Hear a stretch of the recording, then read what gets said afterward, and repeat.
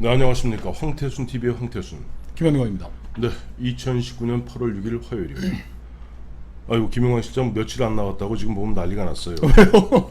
아니, 우리 귀요미 김 실장 왜 안 나오느냐, 어디 갔느냐, 뭐 김영환 실장 황태순 대표하고 싸웠느냐, 별 얘기 다 있습니다만 싸우지 않았습니다. 네. 집안에 좀 일이 있어서 예, 지역에 좀 갔다 왔습니다. 예, 그렇게 됐고 마침 보니까 어제 우리 김영환 실장이 자리를 비운 틈에 8월 5일이죠. 어제 월요일 네. 우리의 문재인 대통령께서는 네. 수석 보좌관회의에서 드디어 그동안 일본과의 경제 전쟁, 일본과의 경제 무역 마찰 이것을 극복할 비법을 드디어 온 세상에 공개했습니다. 근데 핵심은 네. 저희가 지난주에 한번 다뤄드렸죠. 이연세 만화 남벌. 북한과 손잡고 남과 북이 한 민족이 우리 손을 잡고 드디어 일본을 단숨에 따라잡자, 뛰어넘자. 마치 보면 옛날 마오 생각나지 않으세요? 그 마오가 그 1950년대 대학진 운동하면서 네. 내세웠던 가장 큰 목표가 5년 내에 영국의 철강 생산량을 따라잡자. 따라잡고. 그래서 온 동네마다 그 뭐 밥솥 뭐 괭이 뭐 가서 네. 용광로를 만든 마을마다 네네. 이 마을마다 만들어 가지고서 5년 내에 뭐 주석의 말씀은 뭐 네. 거부할 수 없는 네, 거니까. 네, 네. 해서 하자고 했는데 결과적으로 어떤 일이 벌어졌느냐? 네. 그냥 뭐 저 중국의 근간이 다 무너져 버린 거죠. 사실 포항제철이나 뭐 광양제철 가 보면 네. 그 제철 산업이 가장 대표적인 장치 산업이거든요. 그렇죠.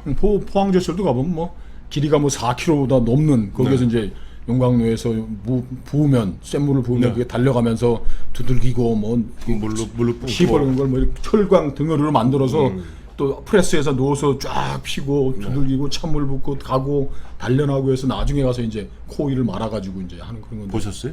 아니 전 몇 번. 저도 몇 번 봤어요. 네. 예. 근데 그거를 동네에서 해가지고 만든 쇠가 네. 도대체 뭐 어느 산업에서 아니 근데 보면은 어쨌든 우리 문재인 대통령은 거의 제가 늘 말씀드리지만 리영희 선생의 네. 수제자답게 어떻게 그런 게 수제자죠? 이 정도 되면. 아니 아까 문재인과 386 운동권들은 갖다가 늘 보면은 가장 흠모하는 사람은 리영희 선생 아니에요?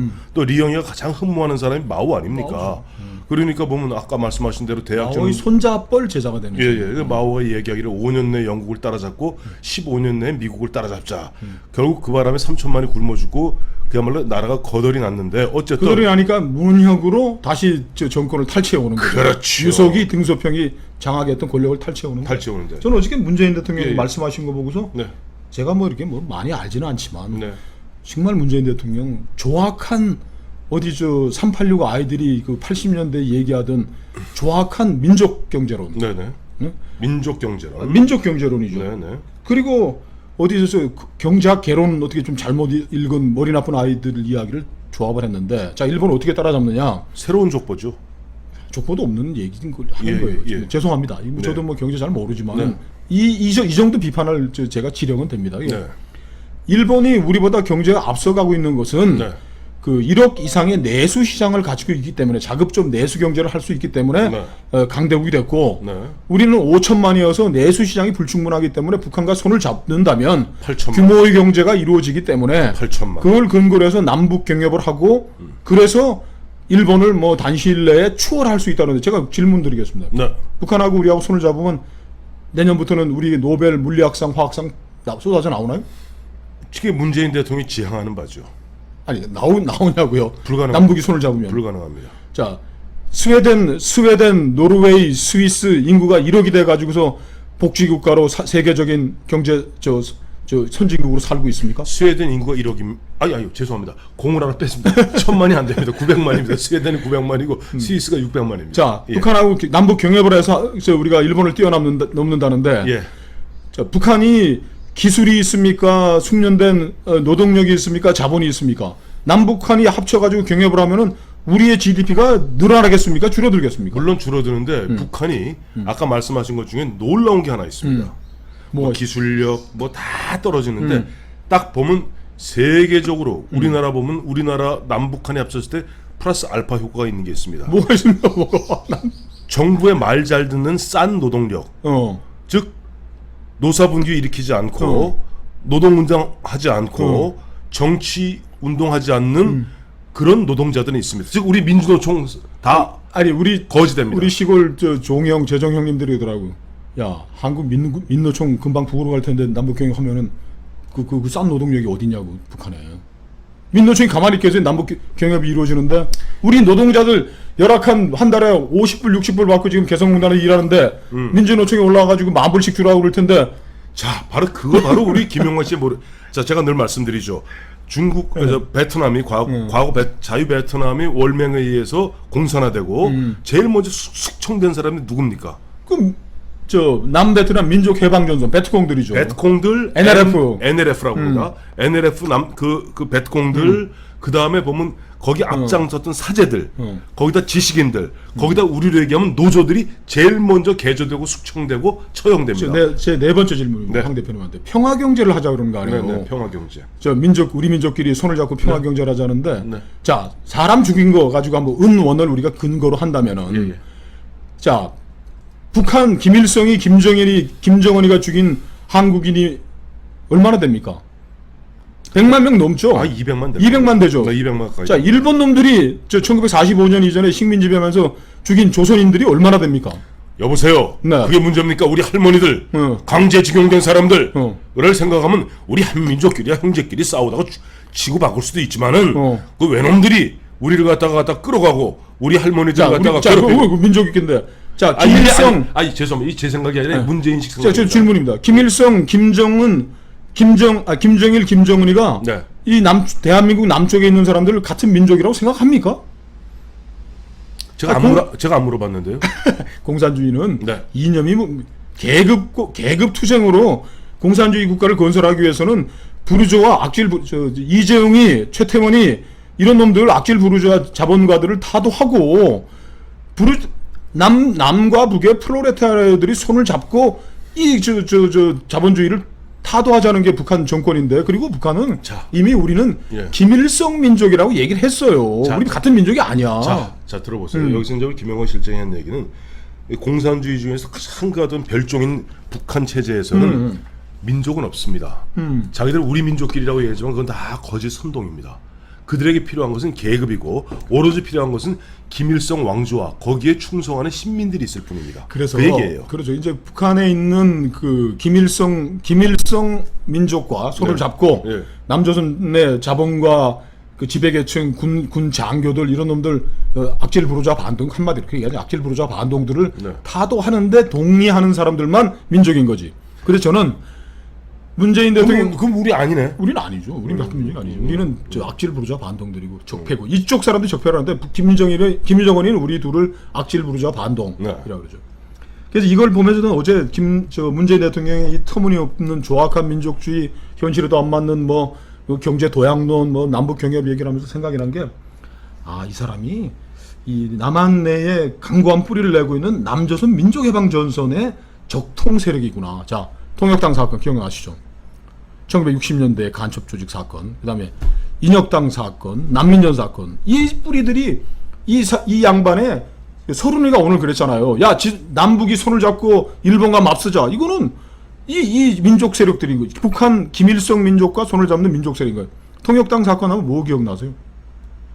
통역당 사건. 제가 너무 충격적이라. 왜 충격적이냐니까 통역당 사건 생각나는 사람 잠시 후에 얘기해드릴게요. 궁금하시죠, 여러분? 여러분 이거 아시면은 우리나라 어마어마한 일이 벌어지게 됩니다. 잠시 후에 말씀드리겠고요. 지금 보면 1953년에 우리가 이제 정전협정에 들어가지 않습니까? 그로부터 10년 동안은 사실 북한도 자기 나라 재건하고 어떤 경제 체제를 재건하는데 거의 한 7, 8년이 걸립니다. 그래서 그때간에 우리는 그때 이승만 정부 시절이었고 그때까지만 해도 서로 간에 으르렁거림만 있었을 뿐 본격적인 뭐가 없었어요. 근데 이제 중공군이 58년대 철수하고 마침 4.19, 5.16이 터지면서 북한에서 입장을 정한 것이 63년경입니다. 그때 기억나시죠? 북한의 4대 노선, 전군의 인민화 어쩌고저쩌고, 전군의 간부와 전국대 요새화, 요새화, 전인민의 무장화, 그 4대 노선을 펼치면서 그 다음에 또 하나는 뭐냐니까 남조선의 강고한, 이른바 민족해방전선, 과거 베트콩식의 NLF를 형성하는 겁니다. 물론 NLF들은 절대 자기들은 북한하고 통한 바가 없다고 얘기하고 당시 중앙정보부나 검찰이나 경찰의 수사는 조작된 것이라고 지금까지 항변한 지가 거의 60년이 다 돼가요. 그게 아까 통역당은 누가 생각나냐고요? 김종태. 자 보세요. 통역당 제1차가 1차 인혁당 발각된 순서로 말씀드리겠습니다. 1차 인혁당 그 1차 인혁당이 그거 아시죠? 저 누굽니까? 정치학과 선배 있지 않습니까? 저 박범진 의원. 네. 그분 다 얘기한 거예요. 1차 인혁당. 곧 이어서 통역당. 통역당. 곧 이어서 다음에 뭐 저 동백님 사건 이것도 조작이라고 자기들 우깁니다. 윤희상이 걸린 네. 문제죠. 그 다음에 보면 2차 통역당 민청학년 난민전 이렇게 이어지고 이 뿌리가 나중에 보면 386에서 전대협 되는데 자 통역당 하면 생각나는 사람이 전 딱 두 사람입니다. 네. 첫째 여러분이 즐겨 드시는 소주 처음처럼이라는 그 상표를 갖다가 쓰고 그 돈을 갖고 그 어떤 자기들 그 민주주의 운동 자기들 언필증 쓴 바로 신영복 성공회 되겠습니다. 성공회대가 지금 뭐 혁명 거점 뭐 혁명 기지처럼 된 게 신영복이고 또 하나 생각나죠. 또 하나 있죠. 한명숙 씨 남편 박성준 교수 성공회 교수죠. 이 사람이 다 서울대학 교수. 근데 네. 지금까지 이 사람들은 대한민국의 열린 공간에서 살아남기 위해서 네. 우리는 민주화 운동한 거지 북한하고 한 거 아니었는데 그 김종태가 이제 통역당 사건의 주범인데 김종태는 사형을 당했습니다. 사형됐죠. 예. 그때 김일성이가 1968년입니다. 네. 그 영웅칭호를 김종태에게 남조선 민족해방전선 구성했다고. 그리고 예. 평양 전기기관차 공장을 김종태 전기기관차 공장으로 바꿨고 네. 해주사범대학도 김종태 사범대학으로 이름을 개명을 했습니다. 그리고 네. 놀라지 마십시오. 1968년 8월 20일에 김일성의 명령으로 잠깐만 1968년 8월 20일에 바로 이건 이때 가면 1.1 사태라는 그 무렵이네. 그렇죠. 예. 김종태와 이 통역당 관계자들을 구하기 위해서 북한 753 부대에서 네. 제주도로 특수부대 14명을 침투시켜가지고 12명이 사살됐습니다. 이런 뿌리를 모르고 저 안철수라는 멍청한 그 정치인 하나 그랬잖아요. 대한민국에 빨갱이가 어디 있습니까?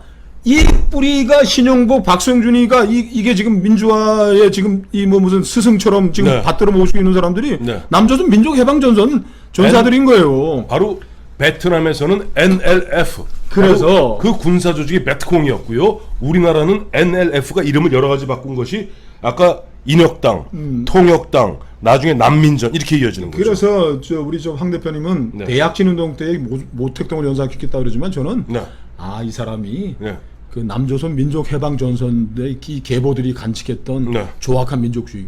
김일성주의 한다는 나라들한테 무슨 민족주의를 해. 네. 그리고 우리가 안 되는 건 일본 놈, 미국 놈들 때문이니까 이놈들 이걸 쳐부수기 위해서는 무조건 북한과 손잡아야 된다는 남조선 민족해방전선의 족보에 당당하게 문재인 대통령이 어제 커밍아웃 한 겁니다. 카밍 나오던 겁니다. 그래서 어제 문재인 대통령 바로 2019년 8월 5일 어제 평화 경제를 이야기하고 남과 북이 손을 잡고 일본을 단숨에 뛰어넘자고 얘기하는 것은 바로 김일성의 1960년대 초반에 그야말로 남쪽에 강고한 NLF 기지를 갖다 건설하라 라고 그 계획을 추진한 이후에 거의 60년 만에 완성되어 가는 것을 갖다가 천명한 이 사람들이 집권을 하니까 이제는 뭐 우리가 민주화 운동했다 이런 얘기 할 필요도 없이 그 NLF적 시각을 그냥 그대로 드러내는 거예요. 그리고 그럼 나 어쩔래, 나 대통령인데 어쩔 거야. 참고로 제가 잠시 후에 여기다 띄워드리겠습니다만 이